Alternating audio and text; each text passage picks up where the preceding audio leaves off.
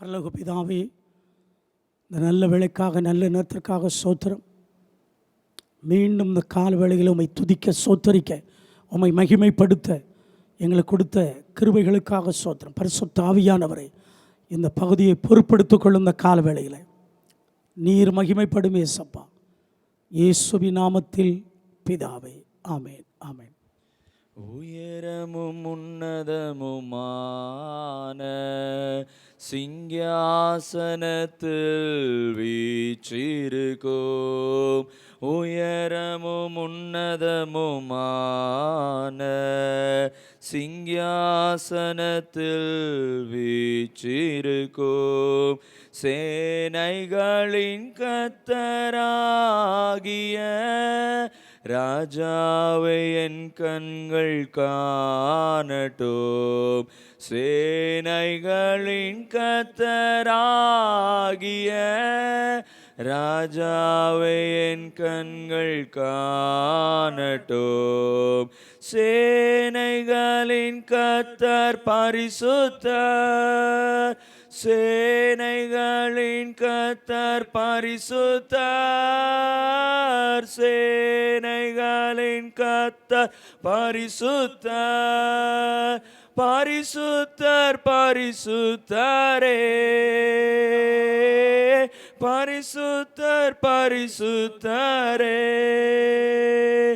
ஒருவராய் சாவாமையுள்ளவர் இவர், சேரக்கூடா ஒளிதனில் வாசம் செய்பவர், ஒருவராய் சாவாமை உள்ளவர் இவர், சேரக்கூடா ஒளிதனில் வாசம் செய்பவர், அகிலத்தை வார்த்தையால் சிருஷ்டித்தவர், இயேசுவை உம்மையே ஆராதிப்பே, அகிலத்தை வார்த்தையால் சிருஷ்டித்தவர், இயேசுவை உம்மையே ஆராதிப்பேன், சேனைகளின் கர்த்தர் பரிசுத்தர், சேனைகளின் கர்த்தர் பரிசுத்தர், சேனைகளின் கர்த்தர் பரிசுத்தர், பரிசுத்தர் பரிசுத்தரே, பரிசுத்தர் பரிசுத்தரே.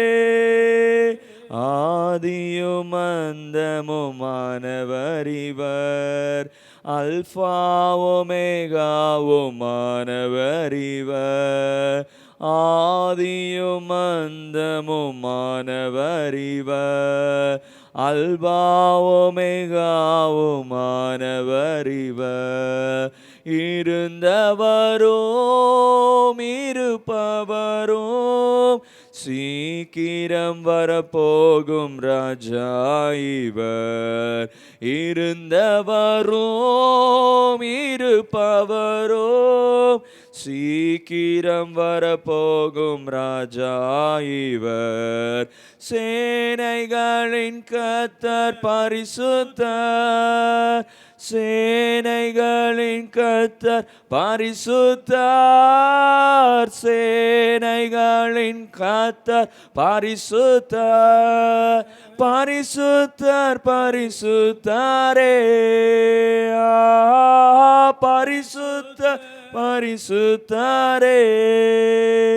எல்லா நாமத்திலும் மேலானவர் இவர், முழங்கால்கள் முடங்கிடும் இவருக்கு முன், எல்லா நாமத்திலும் மேலானவர், முழங்கால்கள் முடங்கிடும் இவருக்கு முன், துதிகன மகிமைக்கு பாத்திரரே, தூயவரே சுவை உயர்த்திடுவோம், துதிகன மகிமைக்கு பாத்திரரே, தூயாதி தூயரை உயர்த்திடுவேன், சேனைகளின் கர்த்தர் பரிசுத்தர், சேனைகளின் கர்த்தர் பரிசுத்தர், சேனைகளின் கர்த்தர் பரிசுத்தர், பரிசுத்தர் பரிசுத்தரே, பரிசுத்தர் பரிசுத்தரே. கர்த்தரும் இரட்சகருமாகிய இயேசு கிறிஸ்துவின் ஈடு இணையற்ற நாமத்தில் கூடி வந்திருக்கிற உங்கள் ஒவ்வொருவரையும் அன்போடு வாழ்த்தி வரவேற்கிறேன். எல்லாருக்கும் கர்த்தருக்கு ஸ்தோத்திரம். ஆதியாகமம் 24:60 படி நம்முடைய தேவன் இப்பொழுது இருக்கிறதை பார்க்கலாம். கோடா கோடி பெருக பண்ணுவாராக. ஆமென். இந்த நாள் தியானத்திற்காக சங்கீதம் 133 முதலாவது வசனத்தை நாம் வாசிக்க கேட்டோம். இதோ சகோதரர் ஒருமித்து வாசம் பண்ணுகிறது, இதோ சகோதரர் ஒருமித்து வாசம் பண்ணுகிறது. எத்தனை நன்மையும் எத்தனை நன்மையும் எத்தனை இன்பமுமானது, எத்தனை இன்பமுமானது. இன்றைக்கு தேவன் நமக்கு தருகிற செய்தி நன்மை. அருமையானவர்களே, நம் வாழ்க்கையில் இதுவரைக்கும் இருந்த எல்லா தீமைகளையும் நீக்கி நன்மையை தருவேன் என்று கர்த்தர் சொல்லுகிறார். நாம் நன்மையை பெற்றுக்கொள்ள ஒருமித்து வாழ வேண்டும். ஒருமனப்பட்டு நாம் வாழ வேண்டும். நாம் ஒருமனப்பட்டு வாழ்வதற்கு என்ன செய்ய வேண்டும்? 2 நாளாகமம் 30ஆம் அதிகாரம் 12வது வசனம். யூதாவிலும் கர்த்தருடைய வார்த்தையின்படியே ராஜாவும் பிரபுக்களும் கட்டளையிட்ட பிரகாரம் செய்கிறது. தேவனுடைய கரம் அவர்களை ஒருமனப்படுத்திற்று. நாம் ஒருமித்து வாழ வைப்பது தேவனுடைய கரம். தேவனுடைய கரத்துக்கு நம்மளை ஒப்பு கொடுக்கும் பொழுது தேவனுடைய கரம் நம்மளை ஒருமனப்படுத்துகிறது. இந்த ஒரு மனதினால் சங்கீதம் 133:1 பார்க்கிறோம், நன்மை அவருடைய கரத்திலிருந்து வருகிறது. இரண்டாவதாக எரேமியா 7ஆம் அதிகாரம் 23வது வசனம். என் வாக்குக்கு செவி கொடுங்கள். எரேமியா 7:23. என் வாக்குக்கு செவி கொடுங்கள், அப்பொழுது நான் உங்கள் தேவனாயிருப்பேன். அப்பொழுது நான் உங்கள் தேவனாயிருப்பேன். நீங்கள் என் ஜனமாயிருப்பீர்கள். நீங்கள் என் ஜனமாயிருப்பீர்கள். நான் உங்களுக்கு கற்பிக்கும் எல்லா வழியிலும், நான் உங்களுக்கு கற்பிக்கும் எல்லா வழியிலும் நீங்கள் உங்களுக்கு நன்மை உண்டாகும்படி நடவுங்கள் என்கிற விசேஷத்தையே அவர்களுக்கு சொல்லி கட்டளையிட்டேன். ஆமென். இரண்டாவது, தேவனுடைய வழியில் நாம் நடக்க வேண்டும். நம்முடைய மனசும் மாம்சமும் விரும்பின வழியில் இதுவரைக்கு நடந்து வாழ்ந்து கொண்டிருக்கிறோம். இவைகள் நமக்கு நன்மையை கொண்டு வரவில்லை. இவைகள் நமக்கு தீமையை கொண்டு வந்து விதைத்து தீமை மரமாக மாறி தீமையின் கனிகளை கொடுத்து கொண்டிருக்கிறோம். இந்த நாளிலிருந்து நம்முடைய மனதும் மாம்சமும் நடக்கிற வழியை விட்டு விலகுவோம். தேவனுடைய வழியிலே நடப்போம். எது தேவனுடைய வழி? வேதத்தில் நிறைய தேவனுடைய வழிகள் இருக்கிறது. அதில் தேவனுடைய வழியிலே ஒரு வழி ரோமர் 3ஆம் அதிகாரம் 17வது வசனம். சமாதான வழியை அவர்கள் அறியாதிருக்கிறார்கள். 18வது வசனம். அவர்கள் கண்களுக்கு முன்பாக தெய்வ பயமில்லை என்று எழுதியிருக்கிறதே. அன்பானவர்களே, நாம் ஒவ்வொரு நாளும் இயேசு கிறிஸ்து நம்மளை நடக்க பண்ணுகிற வழியிலே ஒன்று, தெய்வீக வழியிலே ஒன்று, சமாதானத்தின் வழி. அடுத்து தெய்வ பயத்தின் வழி. இந்த 2 அனுபவத்துக்கும் இந்த கால வேளையிலே நம்மளை ஒப்பு கொடுப்போம். சமாதானத்தின் வழியிலே நடப்போம். தெய்வத்திற்கு பயப்படுகிற அந்த பயத்தின் வழியிலே நடப்போம். இதுதான் நம்முடைய வாழ்க்கையிலே தேவன் நமக்கு கற்பித்து கட்டளையிடுகிற காரியம். இந்த எரேமியா 7:23 தொடர்ச்சி இந்த பகுதிகளை பார்க்கிறோம். சமாதானத்தின் வழி, தெய்வத்திற்கு பயப்படுகிற வழி, இந்த வழியிலே நடப்போம். இதை தேவன் எதிர்பார்க்கிறார். இதன் மூலமாக நமக்கு நன்மையை தொடர்ந்து தேவன் தருகிறார். இதுவரைக்கு நாம் அனுபவித்த எல்லா தீமைகளுக்கும் நீங்கி நமக்கு நன்மையை இந்த அனுபவத்தின் மூலமாய் தருகிறார். 3ஆவதாக வாசிக்கலாம் ஏசாயா 30, ஏசாயா 3ஆம் அதிகாரம், அதில் 10வது வசனம். உங்களுக்கு நன்மை உண்டாகும் என்று நன்மை உண்டாகும் என்று நீதிமான்களுக்கு சொல்லுங்கள். நீதிமான்களுக்கு சொல்லுங்கள். அவர்கள் தங்கள் கிரியைகளின் பலனை அனுபவிப்பார்கள். 3வது துன்மார்க்க குணலட்சணத்தை களைந்து போட்டு நமது வாழ்க்கையிலே நீதிமானின் குணலட்சணத்தோடு வாழ நம்மளை முற்றிலுமாய் அர்ப்பணிப்போம். நீதிமான்களுக்கு தேவன் நன்மையை தருகிறார். நன்மையை தருகிறார். யார் நீதிமான்? சங்கீதம் 100 வாசிக்கலாம். சங்கீதம் 118ஆம் சங்கீதம் 15வது வசனம். நீதிமான்களுடைய கூடாரங்களில் இரட்சிப்பின் கம்பீர சத்தம் உண்டு. கர்த்தரின் வலது கரம் பராக்கிரமம் செய்யும். யார் நீதிமான்? ரட்சிப்பை முக்கியத்துவப்படுத்தி வாழுகிறவர்கள் நீதிமான். அடுத்து யார் நீதிமான் என்ற அந்த வசனம் சொல்லுகிறது? தேவனுடைய வலது கரத்திற்கு தன்னை அர்ப்பணித்து வாழுகிறவர்கள். எனக்கு அன்பானவர்களே, தேவனுக்கு பிரியமானவர்களே, மதிப்புக்கு மரியாதைக்குரியவர்களே, இந்த அதிகாலை வேளையிலே நாம் ஒவ்வொருவரும் நீதிமானாக வாழ்வோம். ரட்சிக்கப்பட்ட நீதிமானாக வாழ்வோம். அவருடைய வலது கரத்தில் அர்ப்பணித்து வாழ்கிற நீதிமானாக வாழ்வோம். இப்படிப்பட்ட நீதிமான்களாக வாழ அர்ப்பணிக்கும் பொழுது தீமை மாறி நமக்கு நன்மை வருகிறது. 4ஆவதாக ஏசாயா தீர்க்கதரிசியின் புஸ்தகம் 1ஆம் அதிகாரம் 17வது வசனம். நன்மை செய்ய படியுங்கள். நன்மை செய்ய படியுங்கள். நியாயத்தை தேடுங்கள். நியாயத்தை தேடுங்கள். ஒடுக்கப்பட்டவனை ஆதரித்து திக்கற்ற பிள்ளையின் நியாயத்தையும் விதவையின் வழக்கையும் விசாரியுங்கள். 4ஆவதாக அருமையான தேவனுக்கு அருமையானவர்களே, நன்மை செய்ய நம்ம படிக்கணும்.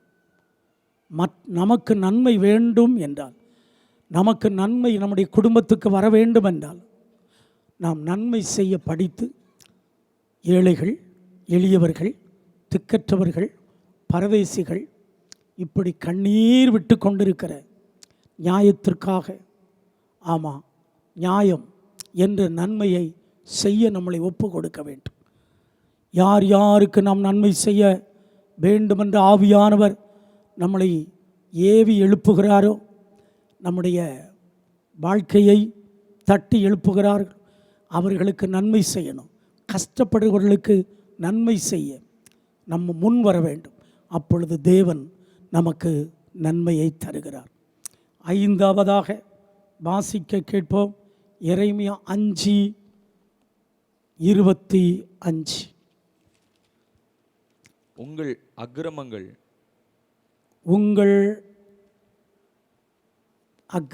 இவைகளை விலக்கி உங்கள் பாவங்கள் உங்களுக்கு நன்மையை வர ஒட்டாதிருக்கிறது. எது நமக்கு நன்மையை கெடுத்து போடுகிறது? பாவம். அருமையானவர்களே, பாவத்துக்கு நாம் இடம் கொடுக்கக்கூடாது. பரிசுத்தமாய் வாழ வேண்டும். எவ்வளவுக்கு எவ்வளவு முழுக்க முழுக்க பாவத்தை நாம் விட்டுவிடுகிறோமோ அப்பொழுது நம்முடைய வாழ்க்கையிலே தேவனுடைய நன்மை வருகிறது. நீதிமொழி 28ஆம் அதிகாரம் 13வது வசனம். தன் பாவங்களை மறைக்கிறவன் தன் பாவங்களை மறைக்கிறவன் வாழ்வடைய மாட்டான். அவைகளை அறிக்கை செய்து விட்டு விடுகிறவனோ அவைகளை அறிக்கை செய்து ஜெபத்தில் விட்டு விடுகிறவன் இரக்கம் பெறுவான். இரக்கம் பெறுவான். எனக்கு அன்பானவர்களே, நாம் முழங்கால் படியிட்டு கண்ணீரோடு ஜெபிக்கணும். என் பாவத்தை அறிக்கையிடுகிறேன், அதை விட்டு விடுகிறேன். நம்மளால் விட்டுவிட முடியாது. 1 யோவான் 1:7 அவருடைய இரத்தத்தை கொண்டு உம்முடைய இரத்தத்தினால் என் பாவத்தை கழுவும். பாவமற என்னை சுத்திகரியும். பாவத்தை விடுவதற்கு உம்முடைய இரத்தத்திற்கு, ஆமாம், இரத்தத்துக்கு தான் அதிகாரம் உண்டு. இரத்தத்தினால் என் பாவம் மன்னிக்கப்படட்டும் என்று ஜெபத்தில் நாம் அழுது புலம்பும் பொழுது இயேசுவின் இரத்தம் நமது பாவங்களை, சகல பாவங்களை நீக்கி நம்மளை சுத்திகரிக்கிறது. இதற்கு பின்பு நாம் பாவம் செய்ய விடாதபடி, ஆம், நம்மளை பரிசுத்தமாய் வாழும்படி தேவன் வைக்கிறார். பரிசுத்தம் நமக்கு நன்மையை கொண்டு வருகிறது. நன்மையை கொண்டு வருகிறது. நன்மையை கொண்டு வருகிறது. நன்மையை கொண்டு வருகிறது. ஆம், அருமையானவர்களே, இந்த அனுபவத்துக்கு இந்த கால வேளையிலே நம்மை முற்றிலும் ஒப்பு கொடுப்போம். 6வதாக ஏசாயா தீர்க்கதரிசியின் புஸ்தகம் 63ஆம் அதிகாரம் 7வது வசனம். கர்த்தர் எங்களுக்கு செய்தருளின எல்லாவற்றிற்கும் தக்கதாக அவர் தம்முடைய இரக்கங்களின்படியையும் திரளான தயவுகளின்படியும் இஸ்ரவேல் வம்சத்துக்கு செய்த மகா நன்மைக்கு தக்கதாக கர்த்தருடைய கிரியைகளையும் கர்த்தருடைய துதிகளையும் பிரஸ்தாபம் பண்ணுவேன். எனக்கு அன்பானவர்களே, 6வது ஏசாயா 63:7வது வசனத்தில் பார்க்கிறோம். அவருடைய இரக்கத்துக்கு நம்மளை ஒப்பு கொடுக்கணும். தேவாதி தேவனுடைய இரக்கம் நமது வாழ்க்கையிலே என்னத்தை கொண்டு வருகிறது என்றால் நன்மையை கொண்டு வருகிறது. மகா நன்மையை நமக்கு கட்டளையிடுகிறது. ஒவ்வொரு நாளும் அவருடைய இரக்கத்திற்காக நாம் வாழ்வோம். இரக்கம் இரக்கம் இரக்கத்தை பெற்றுக்கொள்ள யாத்திராகமம் 20:6வது வசனம். என்னிடத்தில் அன்பு கூர்ந்து கற்பனைகளை கைக்கொள்ளுகிறவர்களுக்கு, என்னுடைய கற்பனைகளை கைக்கொள்ளுகிறவர்களுக்கு 1000 தலைமுறை மட்டும் இரக்கம் செய்கிறவராய் இருக்கிறேன். தேவனுடைய இரக்கம் எப்பொழுது நமக்கு கிடைக்கிறது என்றால், தேவனிடத்தில் அன்பு கூர்ந்து அவருடைய கற்பனைகளை கை கொள்ளும்போது. ஆம், தேவனுடைய இரக்கம் கிடைக்கி, இந்த இரக்கத்தினால் நம்முடைய வாழ்க்கையில் உள்ள தீமைகளை தேவன் நீக்கி நமக்கு நன்மையை தருகிறார். இது 6வது. 7வது அதே ஏசாயா 63ஆம் அதிகாரம் 7வது வசனம். கர்த்தர் எங்களுக்கு செய்தருளின எல்லாவற்றிற்கும் தக்கதாக அவர் தம்முடைய இரக்கங்களின்படியும் தம்முடைய திரளான தயவுகளின்படியும் இஸ்ரவேல் வம்சத்துக்கு செய்த மகா நன்மைக்கு தக்கதாகவும் கர்த்தருடைய கிரியைகளையும் கர்த்தருடைய துதிகளையும் பிரஸ்தாபம் பண்ணுவேன். 7வதாக, ஆம், அவருடைய திரளான தயவுக்கு நம்மளை ஒப்பு கொடுக்க வேண்டும். தேவனுடைய திரளான தயவு நமக்கு கிடைப்பதற்கு கர்த்தருடைய கிரியையை நாம் வெளிப்படுத்த வேண்டும். அடுத்து அவருடைய துதியை பிரஸ்தாபப்படுத்த வேண்டும். கர்த்தருடைய கிரியை, கர்த்தருடைய கிரியை, கர்த்தருடைய கிரியைகளிலே ஒன்று, 6 நாளும் வேலை செய்வாயாக என்ற கிரியை. 7வது நாள் தேவனுக்கு உயிர் தெழுந்த நாள். அந்த நாளில் யாதொரு வேலையும் செய்யாமல் தேவனுக்காக ஆராதனை செய்ய நம்மளை ஒப்பு கொடுக்கணும். அருமையான தேவனுக்கு அருமையானவர்களே, இப்படி தெய்வீக கிரியைக்கு ஒப்பு கொடுத்து அவருடைய துதியை பிரஸ்தாபம் பண்ணும்போது இதன் மூலமாக நமக்கு திரளான தயவை தருகிறார். இந்த திரள் தயவு நமக்கு நன்மையை கொண்டு வருகிறது. யாத்திராகமம் 20ஆம் அதிகாரத்தில் பார்க்கிறோம், 6 நாளும் வேலை செய்து உன் கிரியைகளை நிறைவேற்றுவாயாக. 7வது நாள் யூதர்களுக்கு ஓய்வு நாள், கிறிஸ்தவர்களுக்கு உயிர்த்தெழுந்த நாள். இப்படிப்பட்ட கிரியைகளில் வேலையின் கிரியை, ஆராதனையின் கிரியைக்கு நம்மளை ஒப்பு கொடுக்கும் பொழுது திரள் தயவு கிடைக்கிறது. இந்த தயவு நமக்கு நன்மையை கொண்டு வருகிறது. ஆமென். எல்லாரும் அப்படியே எழுந்து நிற்போம். ஆமென். எண்ணி எண்ணி துதித்திடுவேன் இயேசு அப்பா செய்த நன்மைகளை. எண்ணி எண்ணி துதித்திடுவேன் இயேசு அப்பா செய்த நன்மைகளை. 1000 நாவுகள் போதாது, 1000 வருஷங்கள் போதாது. 1000 நாவுகள் போதாது, 1000 வருஷங்கள் போதாது. இயேசு ராஜாவை பாடிட, இயேசு ராஜாவை துதித்திட, இயேசு ராஜாவை பாடிட, இயேசு ராஜாவை துதித்திட. உம்முகம் பார்த்த என்னையோ நோக்கியே பார்த்த தெய்வம் நீ.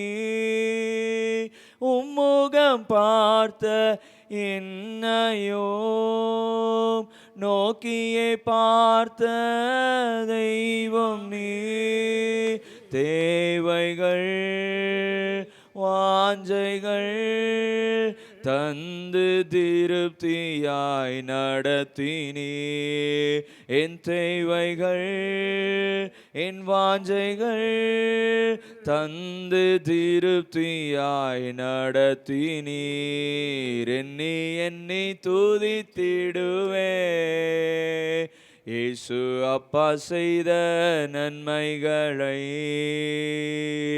எண்ணி எண்ணி துதித்திடுவே இயேசு அப்பா செய்த நன்மைகளை. 1000 நாவுகள் போதாது, 1000 வருஷங்கள் போதாது. 1000 நாவுகள் போதாது, 1000 வருஷங்கள் போதாது.